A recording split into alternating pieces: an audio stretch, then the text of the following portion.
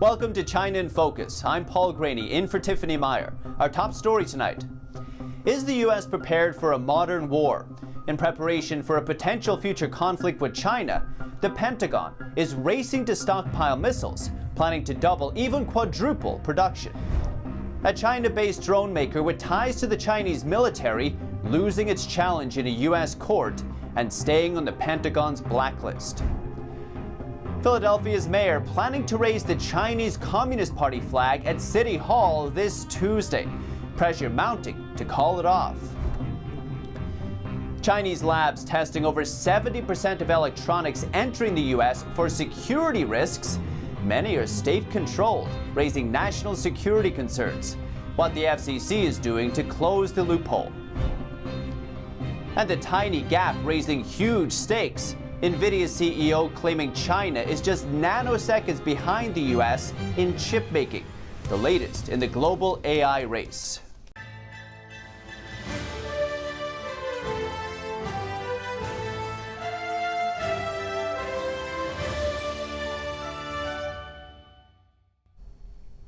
A rare sight on the world stage. Russia's Vladimir Putin, North Korea's Kim Jong-un, and China's Xi Jinping appeared together at a recent military parade in Beijing's Tiananmen Square.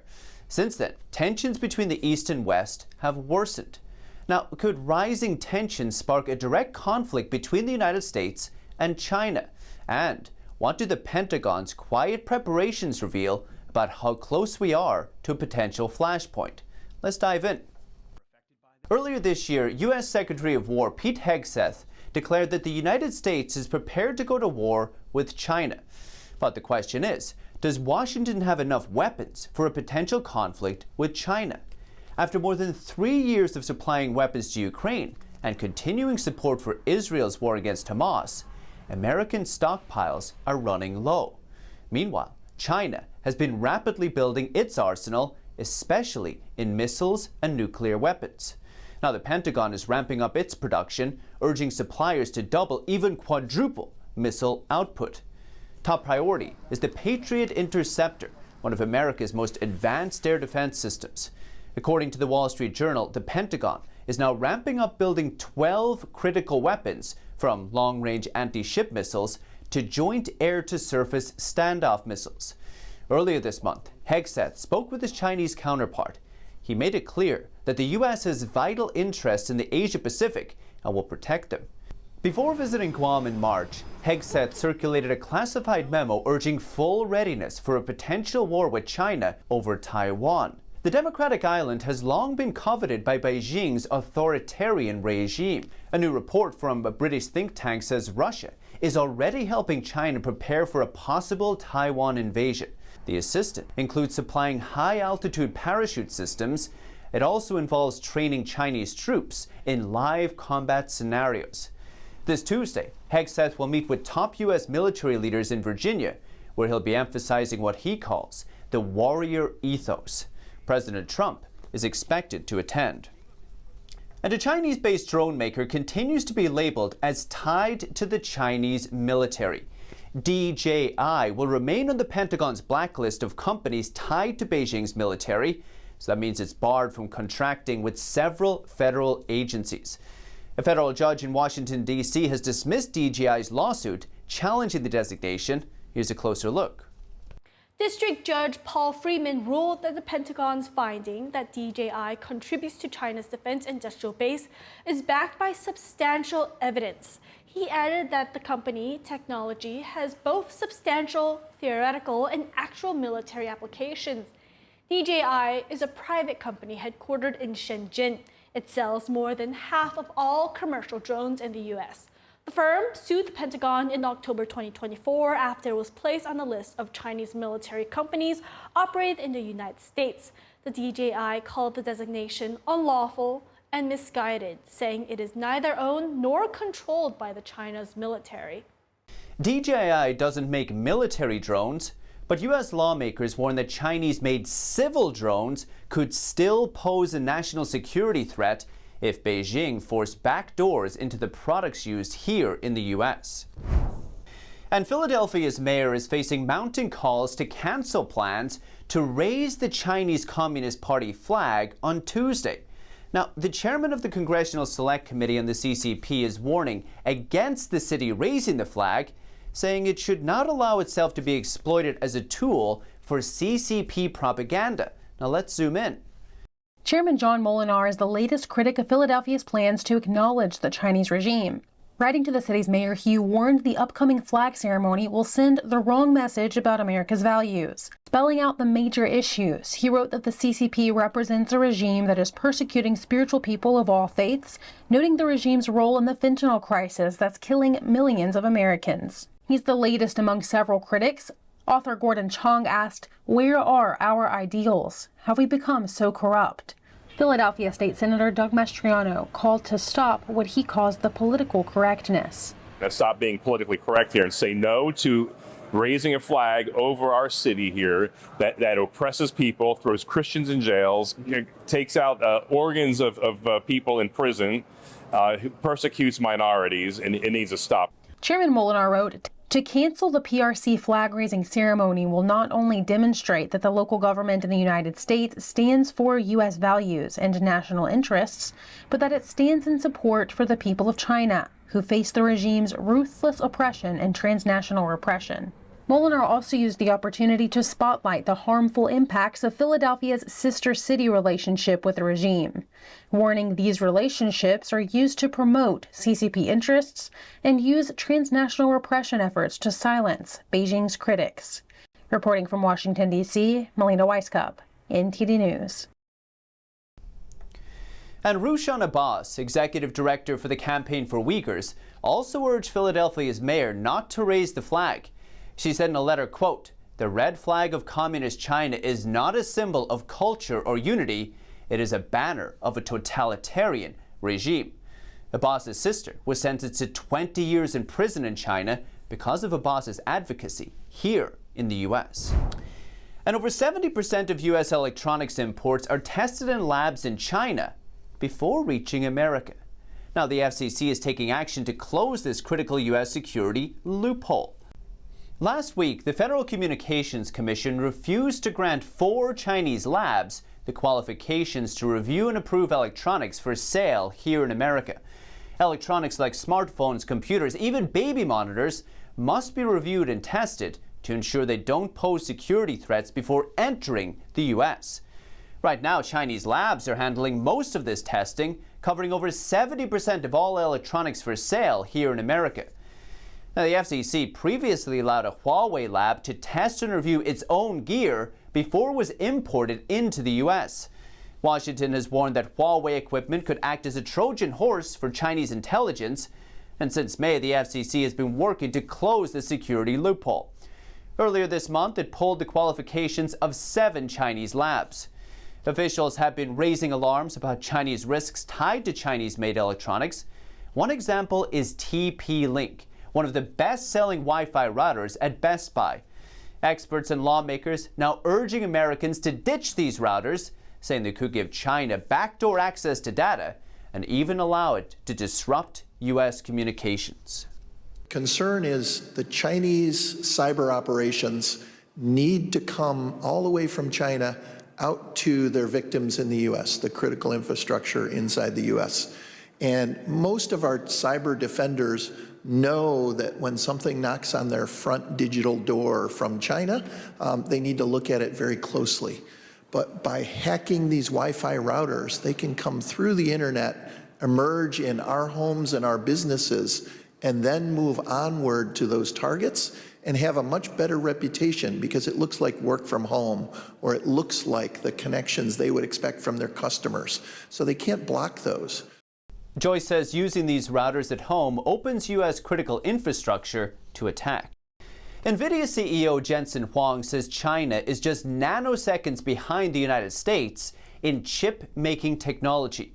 He points to China's grueling work culture and says its tech industry is racing ahead with fewer rules slowing it down. Speaking on a recent podcast, Huang said letting companies like Nvidia sell chips in China helps spread U.S. technology and extend American influence. He also made clear what the U.S. is up against. We're up against a formidable, innovative, hungry, fast-moving, under-regulated. Yeah. Okay, people don't realize this. They are very lightly regulated. Huang's comments come as Nvidia resumes shipments of its H20 AI chips to China following a pause tied to U.S. export rules. The Commerce Department began issuing licenses for those chip exports back in August. Nvidia is also developing a new chip designed to comply with U.S. export restrictions while offering better performance. Meanwhile, China is racing to build its own chip industry.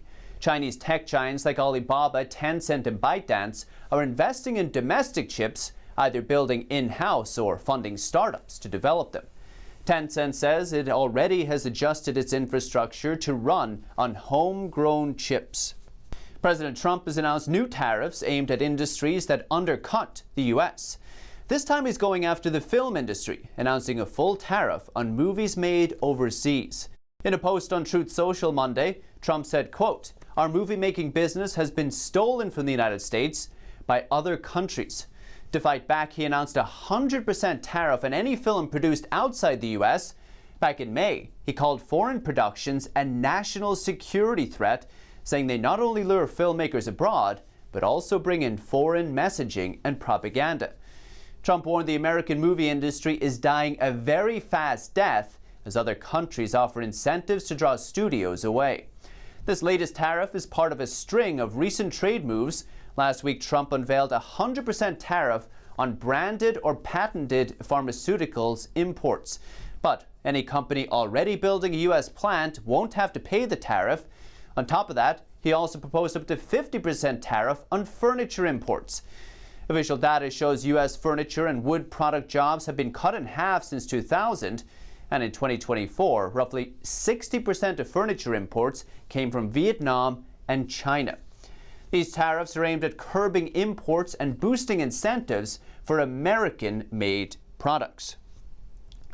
And still to come, a Chinese city collecting blood samples from all adult males, sparking fear among Chinese residents.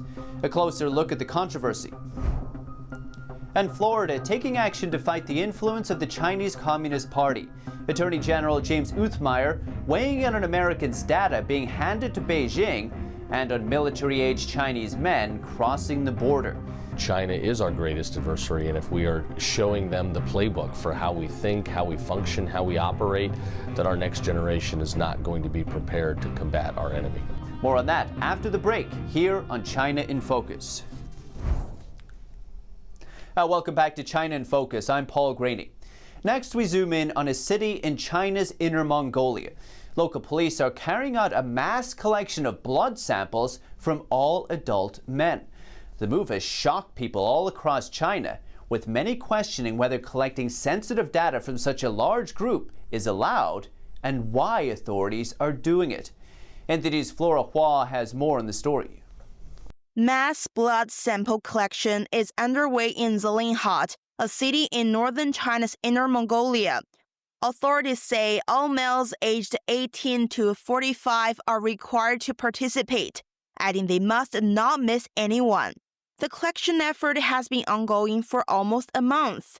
Collected samples will be documented in a local DNA bank and linked to the owner's IDs and passports.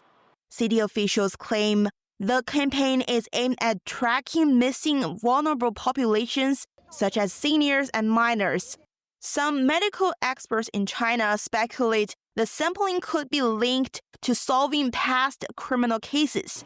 But the collection appears to go further. Residents told Chinese media that authorities are also gathering family medical histories and information on at least 3 generations. The news is sending chills across China. Many people are voicing concerns online about growing state surveillance. Some are even questioning whether the collection could secretly be used to identify organ donors for patients. Concerns over state-sanctioned organ transplants in China have drawn attention in the U.S. Pennsylvania State Senator Doug Mastriano recently spoke out while opposing the raising of a Chinese regime flag in Philadelphia. Stop being politically correct here and say no to raising a flag over our city here that oppresses people, throws Christians in jails, takes out organs of people in prison, persecutes minorities, and it needs to stop. The Chinese regime has long faced accusations of carrying out state-sanctioned live organ harvesting across the country. International rights groups say Falun Gong practitioners are the primary targets. Falun Gong, also known as Falun Dafa, is a spiritual discipline that has been brutally persecuted by the Chinese Communist Party in China since 1999. Flora Hua, NTD News. And Florida is set to investigate a lot of companies that are tied to the Chinese Communist Party and how they obtain and transfer the data of Americans back to Beijing. James Uthmeier, Florida Attorney General, sat down with American Thought Leaders host Jan Jekielek to explain why it's vital to fight the CCP influence in the state. I wanted to start with looking at, you're going after some of these surveillance systems that are being basically installed in cameras and other monitoring devices that are being, in hospitals, at homes, and security systems, very kind of invasive stuff. Just give me a little bit of a background of how you kind of came into starting to make these investigations in Florida. Well, we're going to be investigating a lot of companies. What we've come to realize is that the CCP, or an entity that's clearly tied to the CCP or the Chinese military, is obtaining the data of Americans through many companies out there that they either own or there's a parent company that is sharing that data. So in Florida, the most recent investigation we launched was into a company, Lorex. They make in-home or in-business cameras, everything from baby cams to nanny cams, doorbell cameras. I mean, they capture the imagery of everything people are doing at home, and consumers do not know about it. That then gets handed over, and Lord knows what happens then. So at the least, consumers should be put on notice by these companies that their data is being handed to one of our, if not our greatest adversary, which is a huge national security risk. But that data probably should not legally be allowed to leave the United States in the first place. So we first, came into knowledge that healthcare tracking data, devices that that measure your vitals in hospitals, were handing over data to the CCP. Now we've heard about Lorex. There's several other companies we're looking at, and at the end of the day, we want to combat all of it because I think it's dangerous. A lot of people don't know that in China they have something called the National Intelligence Law, and the National Intelligence Law basically requires individuals and companies that are under the auspices of the Chinese Communist Party, which is everybody in the country or outside the country that's from the country, they're required to spy, provide data, essentially the gamut of things. Right. And at the same time, it's actually illegal for them to disclose that they're doing so. Right? So there's this bizarre legal dimension. I was thinking, you would think they might hide, because they could do all this with kind of hiding it, but they actually made it the law over there. Right. Yeah, I think they have every intention in the world to gather as much information as possible. The leaders of our country, I think they're aware of some of it. I don't think they know the full extent, but at the end of the day, China is our greatest adversary, and if we are showing them the playbook for how we think, how we function, how we operate, then our next generation is not going to be prepared to combat our enemy. And one of the things I appreciate is that even as you're starting some of these investigations, you're making Floridians, and I suppose other Americans like myself, or actually Canadians living in America, hopefully soon to be Americans, just aware that this is happening. And I think you mentioned this, and this is such a critical part of the picture. Like, we're still not fully aware of the gravity of the scale of it all. Right. Well, there's so much evil and danger in the world that I think, we lose sight of how dangerous China is. China is our #1 enemy. And with trouble in the Middle East, with with economic issues, with the open border. It's easy for us to get distracted in other ways. But the reality is China is trying to harm us in every one of those avenues, whether it's subsidizing products so they can sell them below the cost of our manufacturers to make them here and then ultimately drive up prices and hurt our industry, whether it's flooding fentanyl into the country through the open border crisis, whether it's stealing data through one of these avenues that we are investigating. China is learning, they're patient, and they're willing to do whatever it takes to get the upper hand. So we're going to combat. I mean, the AG's office in Florida, we have our own limited sovereignty and limited jurisdiction, but we still see these very dangerous harms, and we're going to fight them. During the time when there were these record numbers of people coming through the border, there were multiple reports of, let's say, disproportionate amounts of military-aged males without families. I was, my awareness was heightened around Chinese nationals of this nature. There's people that have told me that there's likely cells of all kinds of adversaries, whether they're terror organizations. We actually know that Hezbollah has cells. That's kind of fact. We know that factually, but really, these people have been doing their best to lay incredibly low. Yeah. But I imagine that there's some thought being given on how to deal with that reality, and not just at the federal level. Yeah, I mean, look, you've got a lot of these people that are military-age men. They are committing crimes in the country beyond just being here illegally. And so people get nervous, are we just going to deport these people, back to a Central or South American country that might change over leadership in a year or two, and then they all, get released and they flood back to the United States. And that's a very legitimate worry. But what we're trying to make sure Americans understand is, especially in Florida, we are going to arrest people and hold them for the term in our prison system, and then deport them. So if they commit a serious crime, if they sexually abuse somebody, they're going to spend the rest of their life in our state jail system. We are not going to let them go to El Salvador, where maybe in 7-8 years they get released and come right back into our country. I think it's also important that people know it's not just Central and South Americans that are illegally coming into our country. We've had numerous busts in Florida where we pull over a large vehicle and we find a dozen people from China that have illegally come into the country, or Middle Eastern countries. So the open border problem was broad. The left would like you to believe that it's all a bunch of well-intended families that just want a better life. And yes, there are certainly some people that want to come into this country for the right reason. And we should love them, we should pray for them, but they need to do it the lawful way, the right way. People that come in the wrong way need to be held accountable, and we're going to do that. And to watch the full episode, visit American Thought Leaders with Yanni Kellick on the Epoch Times. And that's all for today's China in Focus. I'm Paul Greeny. If you have any feedback on the show, maybe you'd like to see us cover something in particular, just send us an email at chinainfocus@ntd.com. We'd love to hear from you. And for round-the-clock original news coverage, visit us at ntd.com or download our NTD app. Thanks for watching. See you soon.